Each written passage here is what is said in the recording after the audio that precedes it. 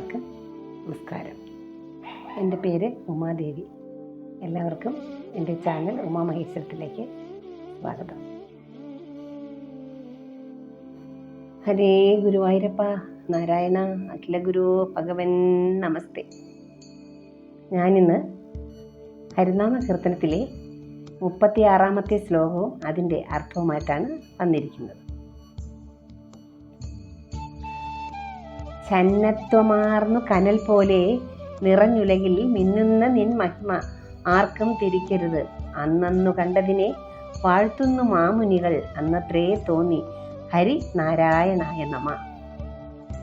ഇവിടെ ചാരം കൊണ്ട് മൂടിക്കിടക്കുന്ന തേജോമയമായ തീക്കട്ട പോലെ ഈ ലോകത്ത് സർവത്ര വ്യാപിച്ച് സദാ പ്രകാശിച്ചു കൊണ്ടിരിക്കുന്ന ഈശ്വര മഹത്വം ആർക്കും പൂർണ്ണമായി കണ്ടെത്താൻ സാധ്യമല്ല. സത്യം കണ്ടതായി പ്രഖ്യാപിക്കുന്ന തപസ്സികളാകട്ടെ അതാത് കാലത്ത് അവരവർക്ക് വെളിപ്പെട്ടിടത്തോളം സത്യസ്വരൂപത്തെ പാടിപ്പുകഴ്ത്തുന്നു. ഹരിനാരായണനായിക്കൊണ്ട് നമസ്കാരം. ഇത് ആചാര്യൻ്റെ അഭിപ്രായം പറയുകയാണ് ആചാര്യൻ. അതായത് ഭഗവാൻ സർവത്ര പ്രകാശിച്ച് ഇവിടെ സർവ ജീവജാലങ്ങളിലും ഭഗവാൻ സ്ഥിതി ചെയ്യുകയാണ്. പക്ഷേ ആ ഈശ്വര മഹത്വം ആർക്കും പൂർണ്ണമായി കണ്ടെത്താൻ സാധ്യമല്ല. അതിന് കാരണം എന്താണ്? ഭഗവത് ചൈതന്യത്തെ മറച്ചുകൊണ്ടാണ് മായ പ്രവർത്തിക്കുന്നത്. അതുകൊണ്ടാണ് ആർക്കും അത് കാണാൻ കഴിയാതിരിക്കുന്നത്. അത് മനസ്സിലാക്കുന്നവർക്ക് അതിൻ്റെ മഹത്വം മനസ്സിലാവും. അത് ഈ തപസ്സികൾ എന്ന് പറയുമ്പോൾ അവർ 6-ാം ഇന്ദ്രിയത്തിലൂടെ എല്ലാം മനസ്സിലാക്കുന്നവരാണ്. ഇവിടെ ഞാൻ 6 അതീന്ദ്രിയ ജ്ഞാനത്തെക്കുറിച്ച് പറയാൻ പറഞ്ഞില്ലേ. അതായത് സന്യാസിമാർ ധ്യാനത്തിലൂടെ അവരെന്ത് ചെയ്യണം? അവരെ 6-ാം ആജ്ഞാചക്രം, അതായത് അവരുടെ ആജ്ഞാചക്രം എന്താണ്, 6-ാം ഇന്ദ്രിയം അവർ തുറക്കുന്നു. ആ ധ്യാനത്തിലൂടെ അവർ ഓരോ കാര്യങ്ങൾ മനസ്സിലാക്കിയാണ് സന്യാസിമാർ ഓരോ കാര്യങ്ങൾ അവരുടെ മനസ്സിൽ കാണുന്ന കാര്യങ്ങൾ അവർ കണ്ണടച്ച് ധ്യാനിച്ചിട്ട് ഇന്ന കാര്യങ്ങൾ അവർ പറയും. ത്രികാലജ്ഞാനികളായിട്ട് അവർ പറയും, ഇന്ന ഇവിടെ നടക്കാൻ പോകുന്നു, അത് ഇങ്ങനെ സംഭവിക്കും, അല്ലെങ്കിൽ അങ്ങനെ സംഭവിക്കും, ഇത് ഈ രീതിയിലാണ് പോകേണ്ടത്, ഇങ്ങനെയൊക്കെയുള്ള ഓരോ കാര്യങ്ങൾ സന്യാസിമാർ പറയും. അപ്പോൾ ആ സന്യാസിമാർക്ക് എങ്ങനെയാണ് ഈ അതീന്ദ്രിയ ഞാൻ 6-ാം ഇന്ദ്രിയം എന്ന് പറയുമ്പോൾ നമ്മുടെ പ്രകൃതി അത് മായ. അതും ഭഗവത്ഗീതയിൽ പറയുന്നതാണ്. പ്രകൃതി മായ, അതിൻ്റെ പുറകിലെ അതിൻ്റെ പിന്നിലുള്ള ചൈതന്യം. അതായത് നമ്മൾ പ്രകൃതി എന്ന് പറഞ്ഞ ജഡസ്വരൂപങ്ങളാണ്. പ്രകൃതിയിൽ ആ ഭഗവാന്റെ ചൈതന്യം കുടികൊള്ളുമ്പോഴാണ് എല്ലാം ജീവസത്തുക്കളായിട്ട് മാറുന്നത്. ആ പ്രകൃതിയിൽ ജീവസത്തുക്കൾ എങ്ങനെ ഉണ്ടാകുന്നത്? ഭഗവാന്റെ യോഗമായ പ്രകൃതി സൃഷ്ടിച്ച് അതിലൂടെ ജീവൻ വസ്തുക്കൾക്ക്, അതായത് പ്രകൃതി വസ്തുക്കൾക്ക്, ജഡവസ്തുക്കൾക്ക് ജീവൻ നൽകുന്നു. ആ ഭഗവതിയുടെ, അതായത് ഭഗവാന്റെ തന്നെ യോഗമായുടെ പ്രാണൻ കൊടുത്താണ് നമ്മളെല്ലാം ജീവാത്മാക്കളെ ഇവിടെ വസിക്കുന്നത്. അപ്പോൾ അങ്ങനെ ഇരിക്കുമ്പോൾ സന്യാസിമാർ അവർ ധ്യാനയോഗത്തിലൂടെ കണ്ണടച്ച് ധ്യാനിച്ച് അത്രയും തപസ്സാണ്, അവർ തപസ് ചെയ്താണ് അത് നേടിയെടുക്കുന്നത്. അപ്പോൾ അങ്ങനെ തപസ് ചെയ്ത് അവരെന്താകുന്നു? ത്രികാലജ്ഞാനികളായി മാറുന്നു. പക്ഷേ അവർ ഈ ഭൂമിയിൽ ജീവിക്കുന്നിടത്തോളം കാലം അവർക്ക് രണ്ടുമായിട്ട് ബന്ധപ്പെട്ട് കിടക്കണം. അപ്പോൾ അവർക്ക് പൂർണ്ണമായിട്ട് അവർ ഈ സത്യത്തെ ഇവിടെ നമുക്ക് പറഞ്ഞു തരാൻ കഴിയില്ല എന്നാണ് ആചാര്യമതം. അതിന് കാരണം നമ്മൾ ഈ ബ്രഹ്മജ്ഞാനം നേടുക, അതായത് ജീവാത്മാവ് പരമാത്മാവിന് ലയിക്കുക എന്ന് പറയുകയാണെങ്കിൽ അതിൻ്റെ യഥാർത്ഥ സത്യം എന്താണ്? ഏത് മാർഗത്തിലൂടെ? ഭക്തിമാർഗത്തിലാണോ? ജ്ഞാനമാർഗത്തിലൂടെയാണോ? ധ്യാന മാർഗത്തിലൂടെയാണോ? ഏത് മാർഗത്തിലൂടെയാണ് നമ്മൾ സാക്ഷാത്കരിക്കുകയാണെങ്കിൽ അതായി നമ്മൾ തീരും, അതിന് ലയിക്കും. പിന്നെ നമുക്ക് എന്താണ്? ജീവിതമില്ല ഇങ്ങോട്ട്. അതാണ് അതിൻ്റെ സത്യം. ബ്രഹ്മത്തിൽ ലയിക്കുകയാണ് ചെയ്യുന്നത്. അപ്പോൾ ബ്രഹ്മത്തിൽ ലയിക്കാതെ വരുന്ന സന്യാസിമാരുണ്ടെങ്ങനെ? അവരിവിടെ ഇരുന്ന് 6-ാം ഇന്ദ്രിയം തുറന്ന് അതിലൂടെ അവർ എന്താണ് പല കാര്യങ്ങളും കാണാം. അവർക്ക് രണ്ടും കൂടി മിക്സിംഗ് ആണ്. ഫുള്ളായിട്ട് ഒരാൾ അതിൻ്റെ കറക്റ്റായിട്ട് കാണാൻ കഴിയില്ല എന്നിവിടെ ആചാര്യൻ പറയുകയാണ്. അതിൻ്റെ പൊരുളിലാണ് ഞാനിത് സംസാരിക്കുന്നത്. അപ്പോൾ ആ ത്രികാലജ്ഞാനം കിട്ടും. അതെങ്ങനെ? 6-ാം ഇന്ദ്രിയം ഓപ്പൺ ആകുമ്പോൾ. അതെങ്ങനെ? ധ്യാനത്തിലൂടെ.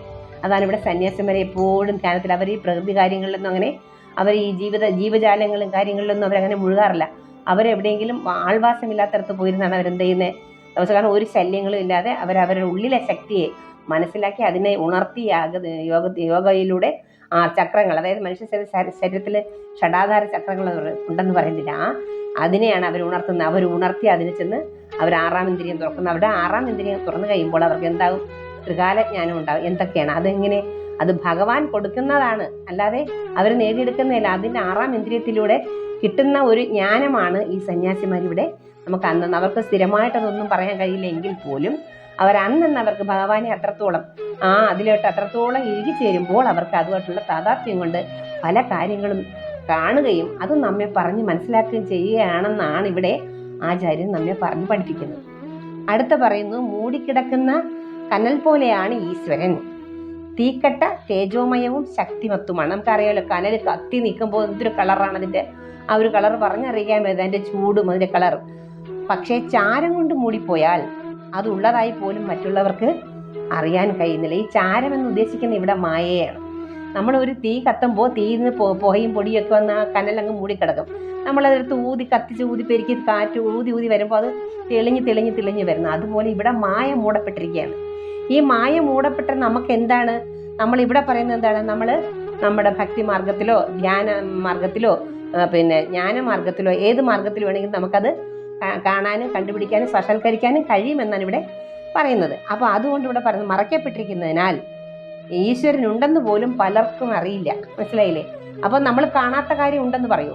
അപ്പോൾ നമുക്കത് അറിയാനാണ് ഈ ഭഗവത്ഗീത നമ്മൾ കൃത്യമായി വായിക്കുന്നവർക്ക് അതിൻ്റെ കാര്യങ്ങളെല്ലാം മനസ്സിലാവും.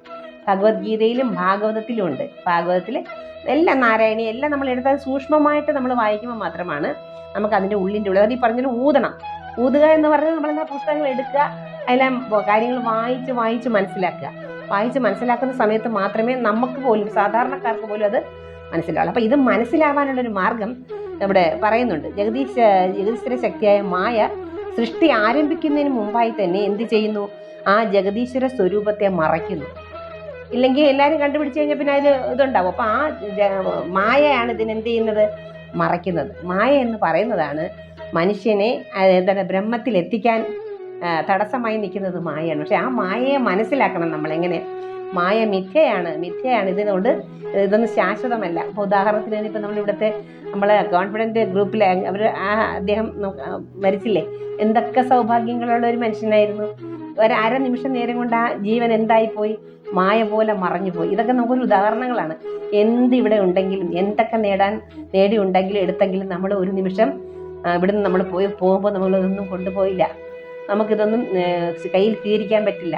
ഇതെല്ലാം മായയാണ്. ഇത് നമ്മൾ മനസ്സിലാക്കാനാണ് നമുക്ക് ഈ ഭക്തിമാർഗവും നമ്മുടെ ഈ സത്സംഗവും ഇങ്ങനെയുള്ള കാര്യങ്ങൾ നമ്മൾ കേൾക്കാൻ നമ്മളെ പ്രേരിപ്പിക്കുന്നത്. അപ്പം നമ്മൾ അതിലേക്ക് ഇറങ്ങിയാൽ മാത്രമേ നമുക്ക് ഈ മൂടിക്കിടക്കുന്ന ചാരത്തെ മാറ്റി നമുക്ക് ആ തീക്കട്ട എന്തെന്നുള്ള അറിയാൻ കഴിയുള്ളൂ. അങ്ങനെ ഏകദേശം കണ്ടിട്ടുള്ളവരുണ്ടെന്നാണ് ഇവിടെ ആചാര്യൻ പറയുന്നത്. ആ കണ്ടിട്ടുള്ളവർക്ക് ആ ഭഗവാന്റെ തന്നെ കുറച്ച് ചൈതന്യങ്ങളിലൂടെ അവർക്ക് ചില ത്രികാല ജ്ഞാനങ്ങൾ ഉണ്ടാകുന്നു. അതായത് അവർക്ക് ഫുള്ളാവുന്നില്ല. കാരണം അവരിവിടെ മായയിൽ തന്നെ ഇരിക്കുകയാണ്. മായയിൽ ഇരിക്കുന്നതുകൊണ്ട് പൂർണ്ണമായി മായ മാറിയിട്ടില്ല. പൂർണ്ണമായി മായ മാറുന്ന ഒരു യോഗി എന്താവും, ആ പരബ്രഹ്മത്തിൽ ലയിക്കും. അതാണ് അതിൻ്റെ സത്യം. അപ്പോൾ ഇവിടെ പറഞ്ഞുകൊണ്ട് വരികയാണ്, ജഗദീശ ശക്തിയായ മായ സൃഷ്ടി ആരംഭിക്കുന്നതിന് മുമ്പായി തന്നെ ജഗദീശ്വര സ്വരൂപത്തെ മറക്കുകയാണ്.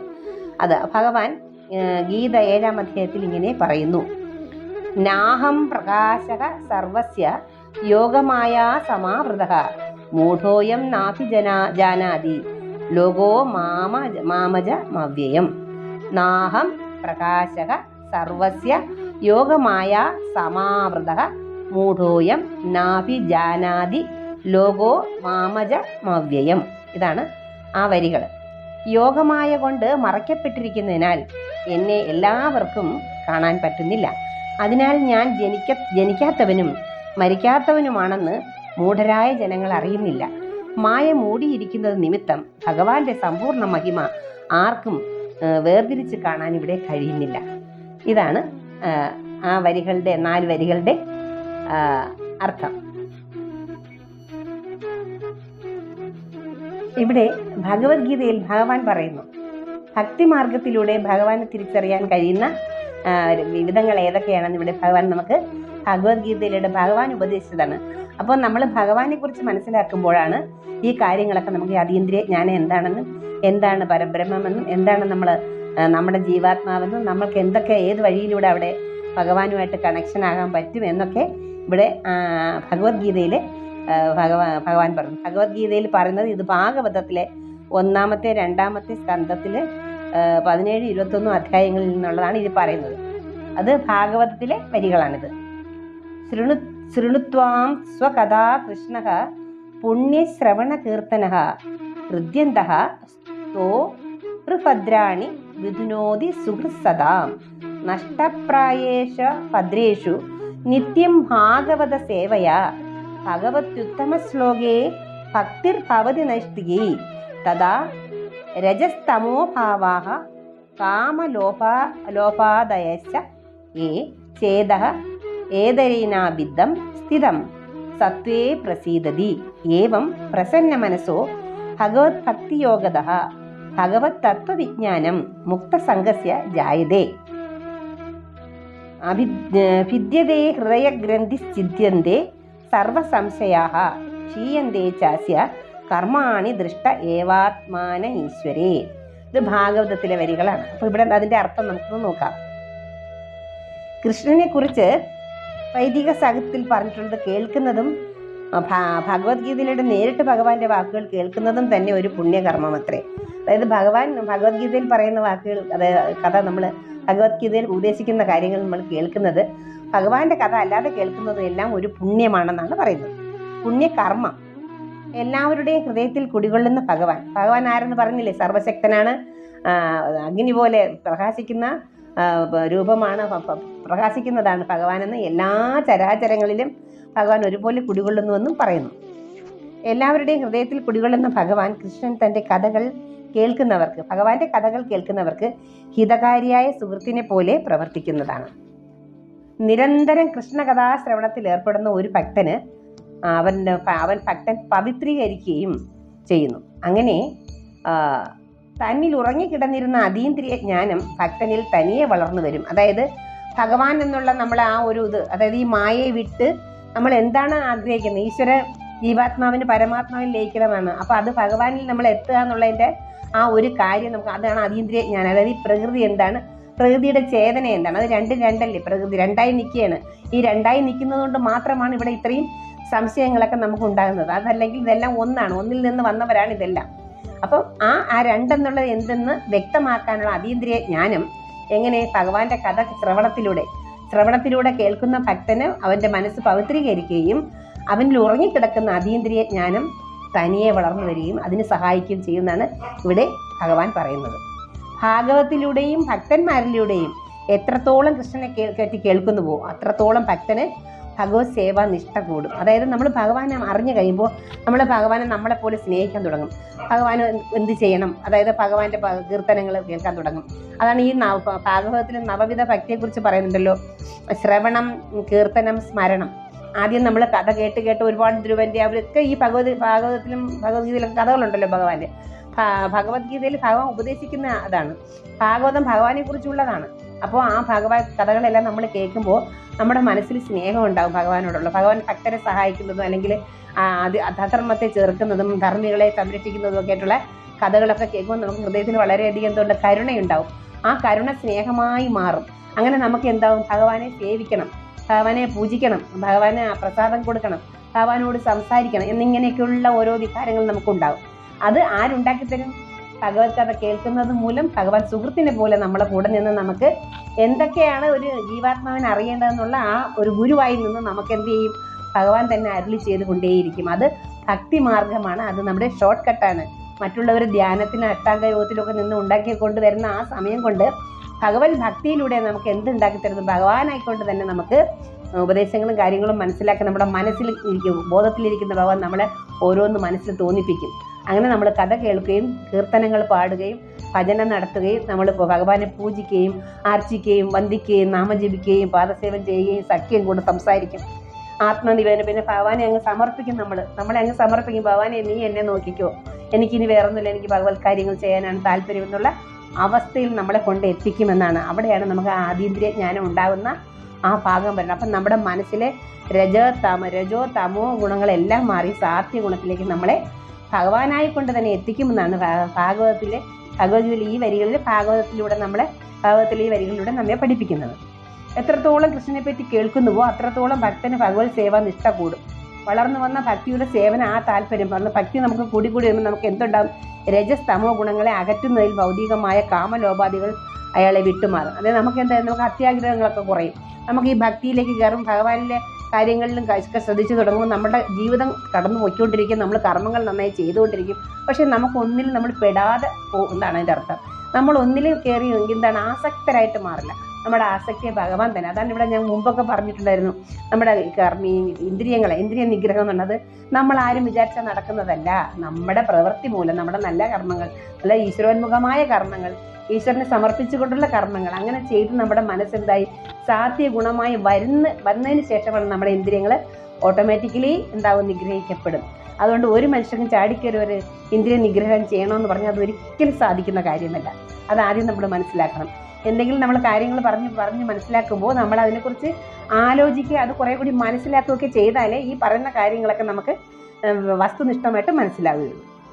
അങ്ങനെ ഒരു ഭക്തന് കാമലോപാധികളൊക്കെ മാറും. അവരെന്ത് ചെയ്ത് അടിഞ്ഞൊരുങ്ങി നടക്കുന്നെങ്കിലും അതിലൊന്നും ഒരു ആസക്തി ഉണ്ടാവില്ല. അതിനുവേണ്ടി മറ്റുള്ളവരെ ഉപദ്രവിക്കുകയോ പിടിച്ചു പറിക്കുകയോ എനിക്ക് ഇന്നതൊക്കെ വേണം പറഞ്ഞ് മറ്റുള്ളവരെ ദ്രോഹിക്കാൻ നമ്മൾ പോവില്ല. നമുക്ക് ഭഗവാൻ നമ്മുടേതായ ജീവിത കർമ്മങ്ങൾ ഭഗവാൻ നമ്മളിലൂടെ നടത്തിക്കൊണ്ടിരിക്കും. അതാണ് ഭക്തിയുത സേവനം. ഭക്തിയിലൂടെ ഉണ്ടാകുന്ന നമുക്ക് ഭക്തന് കിട്ടുന്ന ആനുകൂല്യം. അയാളെ വിട്ടുമാറും, കാമലോപാധികൾ അയാളെ വിട്ടുമാറും. ഈ മാലിന്യങ്ങൾ മാറുന്നതോടെ ആ ഭക്തൻ ശുദ്ധ സത്വഗുണ പൂർണ്ണനായി ഭഗവത് സേവനത്തിൽ കൂടുതൽ ഊർജ്ജസ്വലനായി തീരും. എന്താണ് ഭഗവത് സേവനത്തിൽ ഊർജ്ജസ്വലം നേരുന്നത്? കരുണ, സ്നേഹം, മറ്റുള്ളവരെ സഹായിക്കല്, എന്തെങ്കിലും ഒരു ആപത്ത് വരുമ്പോൾ അവരെ അവിടെ നിന്ന് രക്ഷപ്പെടുത്തുക, എന്തെങ്കിലും ആവശ്യമുണ്ടെങ്കിൽ അവർക്കത് കൊടുക്കുക, നമ്മൾക്ക് ഇല്ലെങ്കിൽ പോലും മറ്റുള്ളവർക്ക് കൊടുക്കാനുള്ളൊരു മനസ്സ്, നമ്മളുടെ ശരീരസുഖം ഇല്ലെങ്കിലും മറ്റുള്ള തലോടാൻ സേവിക്കാനുള്ളൊരു മനസ്സ്, ഇങ്ങനെയൊക്കെയുള്ളതാണ് ഈ ഭഗവത് സേവത എന്ന് പറയുന്നത്. അതിൽ നമ്മൾ അങ്ങോട്ട് ആ രീതിയിൽ നമ്മുടെ മനസ്സ് മറ്റുള്ളവരുടെ കരുണകൾ, മറ്റുള്ളവരുടെ ബുദ്ധിമുട്ടുകൾ, മറ്റുള്ളവരിലേക്ക് ആ സ്വാർത്ഥതയാണ് നമുക്ക് മാറുന്നത്. ഈ സ്വാർത്ഥതയാണ് നമ്മളെ ഈ കിടന്ന് ബുദ്ധിമുട്ടിക്കുന്നത്. ഈ സ്വാർത്ഥത മാറിക്കഴിയുമ്പോൾ നമ്മൾ എന്തായി മാറും? സത്വഗുണമുള്ളവരായിട്ട് മാറുകയാണ്. പിന്നെ നമുക്കായിട്ട് ജീവിക്കില്ല. നമ്മുടെ ജീവിതം കടന്നു പോയിക്കൊണ്ടിരിക്കും. മറ്റുള്ളവരെ നമ്മൾ എന്താക്കും? അവർക്ക് വേണ്ടുന്ന കാര്യങ്ങളിലേക്കുള്ള ശ്രദ്ധകൾ നമുക്ക് ഇതിലൂടെ ഉണ്ടാവും. അങ്ങനെ നമ്മൾ ഭഗവത് സേവനം എന്ന് പറഞ്ഞാൽ ഇത് തന്നെയാണ്. എന്താണ്? മറ്റുള്ളവരെ സഹായിക്കുക. മറ്റുള്ളവർക്ക് എന്ത് വേണം? ആശ്രിതരായിട്ടുള്ളവർ, സ്നേഹമില്ലാതെ കഷ്ടപ്പെടുന്നവർ, അച്ഛനും അമ്മയൊക്കെ മക്കൾ ഉപേക്ഷിച്ചിട്ട് പോകുന്നവരായിട്ടുള്ളവർ, സ്നേഹമില്ലാതെ കഷ്ടപ്പെടുന്നവർ, അച്ഛനും അമ്മയൊക്കെ മക്കൾ ഉപേക്ഷിച്ചിട്ട് പോകുന്നവർ, അവരെ കണ്ടാൽ നമ്മൾ എന്തെങ്കിലും അവർക്ക് സഹായം കൊടുക്കാനുള്ള വഴി കണ്ടെത്തണം. അതാണ് നമ്മുടെ ഭഗവത് സേവ. അല്ലാതെ നമ്മൾ ഈ നാമജപം മാത്രമല്ല.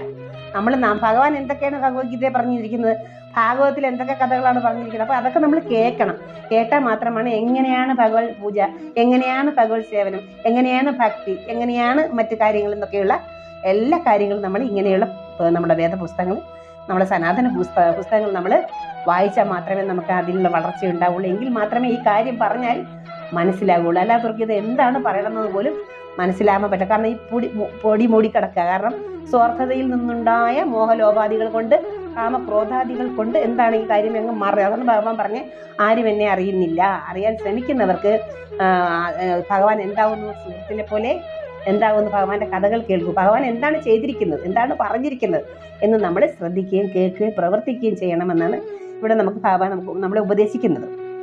അങ്ങനെ ആ ഭക്തൻ ശുദ്ധ സത്വഗുണപൂർണ്ണനായി ഭഗവത് സേവനത്തിൽ കൂടുതൽ ഊർജ്ജസ്വലനായി തീരും. ഭാഗവത തത്വവിജ്ഞാനം പൂർണ്ണമായി അറിയാൻ അയാൾക്ക് സാധിക്കും. അപ്പം ശുദ്ധ ഹൃദയം ഞാൻ പറഞ്ഞില്ലേ, നിശ്ചലമായ ജലത്തിലാണ് രൂപങ്ങൾ കാണുന്നത് പറയുമ്പോൾ നമ്മുടെ മനസ്സിൽ മറ്റ് ആകുലതകളൊക്കെ വിട്ടു. നമ്മൾ എന്നുള്ള വിചാരങ്ങൾ, നമ്മളുടെ ദുഃഖങ്ങൾ, നമ്മുടെ പ്രശ്നങ്ങളൊക്കെ നമ്മൾ വിടുകയാണ്. അപ്പോൾ നമ്മുടെ ഉള്ളിൽ എന്താവും? നമ്മുടെ മനസ്സ് ശാന്തമാകണം. ആ ശാന്തമാകുന്ന മനസ്സിൽ എന്താവും? ഭഗവാൻ തന്നെ ആ കാര്യങ്ങളെല്ലാം നമ്മളെ പൂർണ്ണമായി അറിയാൻ വേണ്ടി അയാൾക്ക് സാധിക്കുന്ന ഒരു വിധത്തിൽ ഭഗവാൻ നമ്മളെ സഹായിക്കും. അതാണ് ഇവിടെ ഭക്തി മാർഗത്തിലൂടെ ഷോർട്ട് കട്ട് എന്ന് പറഞ്ഞത്. ഷോർട്ട് കട്ട് മറ്റുള്ളവരെല്ലാം ധ്യാനയോഗത്തിലും വിജ്ഞാനത്തിലൊക്കെ പോയി വരുമ്പോൾ, അഷ്ടാംഗ യോഗങ്ങളൊക്കെ നടത്തി അവിടെ വരുമ്പോൾ നമ്മൾക്ക് ഷോർട്ട് കട്ടിലൂടെ എന്താണ്? ഭക്തിയിലൂടെ നമുക്ക് ഭഗവാൻ നമ്മളെ കൂടെ തോഴനായി, നമ്മുടെ ഉറ്റ തോഴനാവും. അതാണ് സഖ്യം എന്ന് പറയുന്നത്. ഈ 9 ഭാവങ്ങളിൽ സഖ്യത്തിൻ്റെ പ്രാധാന്യം അതാണ്. നമ്മളെ ഒരു സുഹൃത്തിനെ പോലെ നമ്മുടെ എന്ത് കാര്യവും പറയാൻ ഭഗവാൻ ഏത് ആവശ്യത്തിനും അവിടെ വന്നിരിക്കും. ഇത് ഭഗവാനാണ് വരുന്നതെന്ന് നമ്മൾ വിചാരിക്കരുത്. ഭഗവാൻ ആ ആവശ്യത്തിന് ഉതകുന്ന തരത്തിലുള്ള ഒരാളെ ആയിരിക്കും നമ്മുടെ മുമ്പിൽ കടത്തിവിടുക. അതാണ് ഭഗവത് ജ്ഞാനവും ഭഗവാനെ അറിയുന്നതിലൂടെ നമുക്ക് കിട്ടുന്ന അതാണ് നമ്മൾ പറയുന്നത് ലീല. മനസ്സിലായില്ലേ? ജ്ഞാനികൾ ത്രികാല ജ്ഞാനം അതീന്ദ്രിയ ജ്ഞാനത്തിലൂടെ നേടിയെടുക്കുന്ന നമുക്ക് ഈ ഭക്തിയിലൂടെ, ഭഗവാന്റെ സ്നേഹത്തിലൂടെ നമ്മുടെ ഉള്ളിൽ ഭഗവാൻ തോന്നിക്കും. എന്തോന്ന് നമ്മൾ പറയില്ലേ, പുൽവിളി നമുക്ക് അകത്തുനിന്ന് തോന്നും. എന്താണ് അത് തോന്നിക്കുന്നത്? ആരാണ്? ഭഗവാൻ തന്നെ. ഭഗവാന്റെ ശക്തി, അതായത് ഭഗവാന്റെ ബോധം, ആ ബോധ സ്വരൂപമാണ് നമ്മുടെ ഉള്ളിലിരിക്കുന്നത് എന്നുള്ള അത് നമ്മൾക്ക് അറിഞ്ഞു കിട്ടുമ്പോൾ നമ്മൾ അതിലേക്കുള്ള ചിന്ത നമ്മളിൽ വീഴുമ്പോൾ അതിൽ നിന്ന് നമുക്ക് എന്ത് കിട്ടും? ഭഗവാൻ ഓരോരോ കാര്യങ്ങൾ നമ്മളിൽ ഉള്ളിൽ നിന്ന് പറഞ്ഞു തന്നുകൊണ്ടേയിരിക്കും. അത് നമ്മൾ നമ്മുടെ മുമ്പോട്ട് നീങ്ങാനും മറ്റുള്ളവരെ സഹായിക്കാനും എന്തെങ്കിലും സഹായത്തിന് വേണ്ടി പ്രവർത്തിക്കാനും നമുക്ക് എന്തെങ്കിലും ചെയ്യാൻ കഴിവുണ്ടെങ്കിൽ അതിനെ വളർത്താനും ഒക്കെ ഈ ഭക്തി മാർഗത്തിലൂടെ സാധിക്കും. അതാണ് ഭഗവാൻ പറയുന്നത്. അങ്ങനെ ഭക്തിയോഗം ഭൗതിക ആസക്തിയുടെ കടും കെട്ടം കഴിക്കും. അപ്പോൾ ഭക്തിയോഗത്തിലൂടെ മാത്രമേ നമുക്ക് ഈ ആസക്തി ഒഴിവാകത്തുള്ളൂ. മനസ്സ് കരുണാമയമാവും, ലോല ഹൃദയമാവും. ഭക്തി ഉള്ളിൽ കയറി കഴിയുമ്പോൾ നമ്മുടെ മനസ്സ് എന്താവും?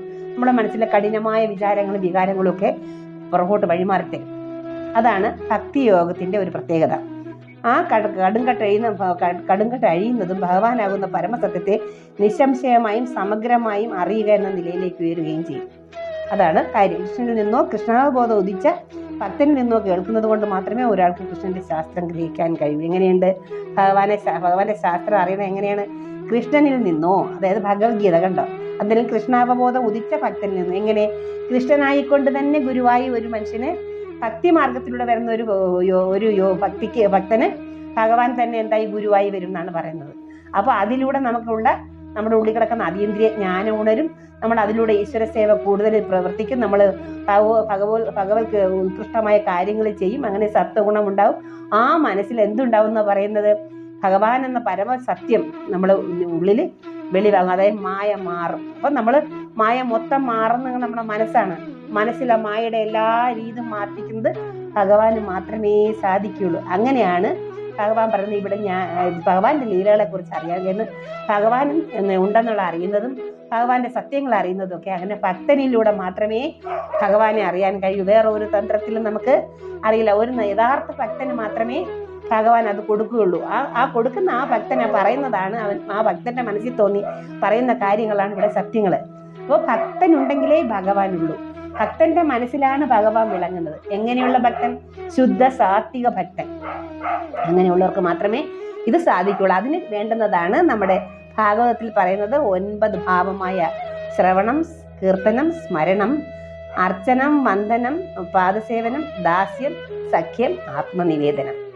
ഇത്രയും 9 കാര്യങ്ങളിൽ നമ്മൾ അവസാനം എന്താവും? ഇതെല്ലാം കഴിഞ്ഞു നമ്മൾ പറയുന്നില്ല. അതൊക്കെ നമ്മൾ വ്രതം എടുക്കുമ്പോൾ അതൊക്കെ നമ്മൾ പഠിക്കും. ഭഗവാന്റെ കഥകൾ വായിക്കും. നമ്മൾ അന്ന് രാമായണം വായിക്കും, ഭാഗവതം വായിക്കും. ഇതൊക്കെ നമ്മൾ വായിക്കും. രണ്ടാമത് നമ്മൾ എന്ത് ചെയ്യും? രാവിലെ കുളിച്ച് ഭഗവാന് നെയ്വിളക്ക് കത്തിച്ച് ഭഗവാന് മാല ചാർത്തി ഭഗവാന് പ്രസാദം വെക്കുന്നത് നമ്മൾ അതാണ് വയ്ക്കുന്നത്. അർച്ചനം, വന്ദനം, പദസേവനം, ഭഗവാനെ കാര്യങ്ങളൊക്കെ ചെയ്യുന്നു. ദാസ്യം, അടുത്തിരുന്ന് ഇങ്ങനെ ഭഗവാനോടൊപ്പം ഇരിക്കുകയാണ് നമ്മൾ. ഭഗവാൻ എന്ത് പറയുന്നു എന്ന് കേട്ടാൻ വേണ്ടി കാത്ത് ചെവി ഓർത്തിരിക്കുകയാണ്. അതാണ് ദാസ്യം. അങ്ങനെ ഇരിക്കും. ഭഗവാൻ എന്ത് പറയുന്നു അത് നമ്മൾ അനുസരിക്കാൻ തയ്യാറായിട്ടിരിക്കുന്നു. പിന്നെ നമുക്ക് സഖ്യമാവുന്നു. നമ്മൾ ഭഗവാനുമായിട്ട് കൂട്ട് കെട്ടുപിടിക്കുന്നു. അതോടുകൂടി നമ്മൾ പിന്നെ മറ്റുള്ളവരിലെ കഥകളിലൊന്നും പോകാൻ നമുക്ക് മനസ്സുണ്ടാവില്ല. ആ രീതിയിൽ നമ്മൾ സഖ്യമായി പിന്നെ നമ്മുടെ ആത്മാവിനെ ഭഗവാന് തന്നെ അങ്ങ് കൊടുക്കുകയാണ്. ഭഗവാനെ നീ തന്നെ നിനക്ക് ആത്മനിവേദനം ഞാൻ ചെയ്യുകയാണ് എന്ന് പറഞ്ഞ് നമ്മൾ തന്നെ അങ്ങ് വഴിപ്പെടുകയാണ്. ആ സമയത്താണ് നമുക്ക് എന്തെല്ലാം ഉണ്ടാകുന്നത്? ഭഗവാനായിക്കൊണ്ട് തന്നെ നമ്മുടെ മനസ്സിനകത്ത് തെളിഞ്ഞ് ഭഗവാന്റെ കാര്യങ്ങൾ, ഭഗവാൻ എന്താണ്, ഭഗവാൻ ആരാണെന്നൊക്കെയുള്ള നമുക്ക് മനസ്സിലൂടെ നമ്മുടെ ഹൃദയത്തിലൂടെ തെളിയിച്ചു തരും. അത്രയ്ക്കും നമ്മൾ എന്താവണം? ഈ 9 മാർഗത്തിലൂടെ നമ്മൾ ശുദ്ധരായി കയറി വരണം. അതാണ് ഇവിടെ ഭാഗവതത്തിൽ ഈ 9 നവവിധ ഭക്തിക്ക് ഇത്രയും പ്രാധാന്യം. അതിലെ ചൊല്ലിയുടെ ഓരോ കഥകളുമൊക്കെ അത് നമ്മൾ ആ പുസ്തകം വായിച്ച് കഥകളൊക്കെ കേട്ടാൽ മാത്രമേ നമ്മുടെ മനസ്സിനകത്ത് അലിവും കുളിർമയും സ്നേഹവും വാത്സല്യവും ഒക്കെ നമുക്കുണ്ടാവുള്ളൂ. അല്ലാതെ ഒരിക്കലും ഉണ്ടാവില്ല. നമ്മൾ വെറുതെ നടക്കാൻ നമ്മൾ ഈ മായയിൽപ്പെട്ട് നടക്കുകയുള്ളൂ. കൂട്ടുകെട്ടുമായി അവരെ കാര്യങ്ങളും മറ്റുള്ളവരുടെ കാര്യങ്ങളും ഒക്കെ അന്വേഷിച്ച് നമുക്ക് എന്താണ് നമുക്കുള്ളൊരു യോഗ്യത എന്ന് പോലും നമ്മൾ നിശ്ചയിക്കുന്നില്ല. നമ്മുടെ മനസ്സിനെ ആദ്യം നമ്മൾ ശരിയായ വഴിയിൽ കൊണ്ടുവരിക. അത് തന്നെയാണ് ഏറ്റവും വലിയ വിദ്യാഭ്യാസം. ഈ ലോകത്ത് ഏറ്റവും വലിയ വിദ്യാഭ്യാസം മനോനിയന്ത്രണം. അങ്ങനെ ഏകാഗ്രപ്പെട്ട് ചെയ്യുന്ന ഏത് വ്യക്തിത്വത്തിനും ഏത് ആൾക്കാർക്കും അതിൻ്റെ ഉന്നതിയിലെത്താൻ കഴിയും. നമ്മൾ ശാസ്ത്രജ്ഞന്മാരെ ആവട്ടെ, കലാകാരന്മാരെ ആവട്ടെ, ചിത്രരചനയോ അതും ഇതൊക്കെ ചെയ്യുന്നവരാകട്ടെ, ആർക്കിടെക്റ്റുകളാവട്ടെ, ഗവേഷണം നടത്തുന്നവരാവട്ടെ, എന്തൊക്കെ അവരൊക്കെ ഒരു ആ ഏകാഗ്രതയിൽ ആരുണ്ട്? ഭഗവാനുണ്ട്. അതാണ് പറയുന്നത്. ഭഗവാൻ ആരാണോ ഏകാഗ്രതയോടുകൂടി ഒരു കാര്യത്തിലേക്ക് ഇറങ്ങുന്നത്, ആ ഏകാഗ്രത എന്ന് പറയുന്നത് ഞാൻ തന്നെയാണെന്നാണ് ഭഗവാൻ ഇവിടെ പറയുന്നത്. ആ ഏകാഗ്രതയും ആ നിഷ്ഠയും ആ ചര്യകളും ഒക്കെ നമ്മൾ അവലംബിച്ചു കൊണ്ടുവന്നാൽ മാത്രമേ ഈ കാര്യങ്ങൾ മനസ്സിലാക്കാൻ പറ്റൂ. അല്ലാതെ പറയുമ്പോൾ ചേമ്പലയുടെ പുറത്ത് വെള്ളം ഒഴിക്കുന്ന പോലെ നമുക്ക് അത് ഉൾക്കൊള്ളാൻ പറ്റില്ല. അതിലോട്ട് ഇറങ്ങി വന്ന് നമ്മൾ അതുമായിട്ട് എഴുതി ചേർന്നാൽ മാത്രമേ ഈ കാര്യങ്ങളൊക്കെ നമുക്കിവിടെ പറയുന്നത്. ആചാര്യൻ ഹരിനാമകീർത്തനത്തിലൂടെ ആണെങ്കിലും നമ്മളെ ജീവസത്തയെക്കുറിച്ചാണ് പറയുന്നത്. ബ്രഹ്മാത്മ ചൈതന്യം അല്ലെങ്കിൽ ജീവൻ്റെ ജീവാത്മാവിൻ്റെ ലക്ഷ്യം എന്താണെന്ന് നമുക്ക് പറഞ്ഞു തരുമ്പോൾ നമ്മൾ അതിലേക്ക് നമ്മൾ ഓരോ തലത്തിലൂടെ ഇറങ്ങി ഓരോ കഥകൾ കേട്ട് അതിൽ നിന്ന് മനസ്സിലാക്കി ആ തലങ്ങളിലേക്ക് ഇറങ്ങുമ്പോൾ മാത്രമേ നമുക്കിത് മനസ്സിലാക്കാൻ കഴിയുള്ളൂ. അതല്ലാത്തൊരു കേൾക്കുമ്പോൾ ഇത് എന്താണ് പറയണമെന്ന് പോലും മനസ്സിലാകാൻ പറ്റില്ല. അതുകൊണ്ട് നമ്മൾ പറയുന്നത് നമ്മുടെ ഉള്ളിലെ തീയും പോയി നമ്മൾ മാറ്റാനായിട്ട് ഒരു തപസ് പോലെ നമ്മുടെ ജീവിതത്തിൽ ഇനി ആരാണ്ട് പറയുന്ന ഒരു 50 വയസ്സൊക്കെ കഴിയുമ്പോൾ നമ്മൾ അപ്പോഴെങ്കിലും കൊച്ചുനാൾ, ഇതിന് പ്രായഭേദമൊന്നുമില്ല, കൊച്ചുനാൾ മുതലേ നമ്മൾ ചെയ്യുന്ന പ്രവൃത്തിക്കാണ് നമുക്ക് ഓരോ പ്രായം കൂടി വരുമ്പോൾ അതിൻ്റെ ഇത് സീനിയോറിറ്റി ഉണ്ടാകുന്നത്. അപ്പം അതുവരെ ചെയ്ത് പോയിട്ടില്ലെങ്കിൽ നമുക്ക് ഈ സമയമുണ്ട്. നമ്മൾ 50 വയസ്സ് നമ്മുടെ ഗൃഹത്തിലെ കാര്യങ്ങളൊക്കെ അടുത്ത് മരുമക്കളൊക്കെ ഏൽപ്പിച്ചിട്ട് നമുക്കിങ്ങനെയുള്ള നല്ല കാര്യങ്ങളിലേക്ക് ഇറങ്ങി കുടുംബത്തിനും ജീവിതത്തിനും സമൂഹത്തിനും എല്ലാം ഒരു സമാധാനവും നല്ല കാര്യങ്ങൾ അറിയാനും ഈ അറിവെന്ന് പറയുന്നത് അഹങ്കാരത്തിന് വേണ്ടിയിട്ടുള്ളതല്ല. ഏതാണ് എന്തെങ്ങനെയാണെന്ന് മനസ്സിലാക്കിയിട്ട് ആർക്കെങ്കിലും പറഞ്ഞു കൊടുത്താൽ അവർക്ക് താല്പര്യം ഉണ്ടെങ്കിൽ പറഞ്ഞു കൊടുക്കാം. അതല്ലാതെ നമുക്ക് ഈ അറിവ് കൊണ്ട് വലിയ ഇതൊന്നും കാണിച്ചിട്ട് കാര്യം ഇവിടെ ഒന്നുമില്ല. ഇവിടെ നിമിഷം കൊണ്ട് എന്താ വെള്ളത്തിലെ കുമിള പോലെയാണ് മനുഷ്യൻ്റെ ജീവിതം. ആ നേരത്ത് നമുക്ക് എന്തെങ്കിലും നല്ല കാര്യങ്ങൾ ഈ ഭൂമിയിൽ നമ്മൾ വന്നിട്ട് നമ്മുടെ ഈ ജീവൻ എന്തെങ്കിലും നല്ലൊരു കാര്യം ചെയ്തിട്ട് പോകാൻ സാധിക്കണേ എന്ന് ഗുരുവായൂരപ്പനോട് നമുക്ക് എല്ലാവർക്കും പ്രാർത്ഥിച്ചുകൊണ്ട് ഇന്നത്തെ സത്സംഗം ഞാൻ നിർത്തുന്നു. നന്ദി, നമസ്കാരം. അടുത്ത ശ്ലോകവുമായി ഞാൻ അടുത്ത ആഴ്ച വരുന്നത്. ഹരേ ഗുരുവായൂരപ്പ. ജയ് ശ്രീ രാധേ രാധേ. നാരായണായ നമ നാരായണായ നമ നാരായണായ നമ നാരായണ നാരായണ സകല സന്താപനാശന ജഗന്നാഥ വിഷ്ണു ഹരേ നാരായണായ നമ. ഛന്നത്വമാർന്നു കനൽ പോലെ നിറഞ്ഞുലകിൽ മിന്നുന്ന നിന്മഹിമ ആർക്കും തിരിക്കരുത്. അന്നു കണ്ടതിനെ വാഴ്ത്തുന്നു മാമുനികൾ അന്നത്രേ തോന്നി മമ നാരായണായ നമ നാരായണായ നമ നാരായണായ നമ നാരായണായ നമ നാരായണ നാരായണ സകല സന്താപനാശന ജഗന്നാഥ വിഷ്ണു ഹരി നാരായണായ നമ.